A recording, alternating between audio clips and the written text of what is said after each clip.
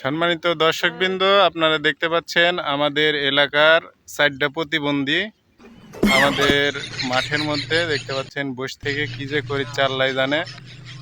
এদের ভবিষ্যৎ কি আর এরা কি করবে সামনের দিনগুলোতে, এদের পাশে একজন মুরব্বী বসে আছে। আমরা তার কাছ থেকে শুনবো যে 4টা প্রতিবন্ধীর ভবিষ্যৎ কি।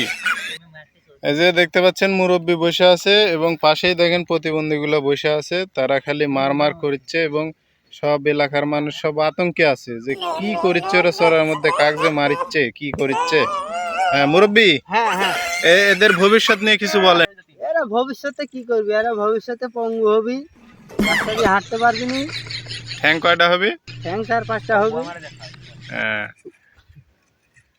বউ কয়টা করে হবে? বউ তো আল্লাহ দিলে আরে একটাও হবে নি, কপালে জুটবি নি। আগের মানুষটা 10-20টা করে করেছে, এরে যে অবস্থা, এরা একটাও এরে কপালে একটা বউ জুটবি নি। বউ জুটলেও বউ থাকবি না, এর তো আগেই চল যাবি। এরে বউ থাকবি? এরা যে প্রতিবন্ধী বসে থাকি আরে যে খেলা, হ্যাঁ এরে বউ আগেই চল যাবি।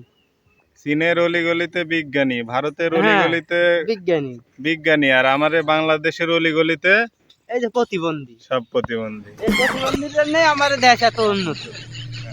হ্যাঁ, ওরে আমরা অনেক উন্নত প্রতিবন্ধীর জন্য। প্রতিবন্ধীর বয়স্ক ভাতা, বিধবা ভাতা করে দেওয়া হবে, সমস্যা নেই সরকারের পক্ষ থেকে।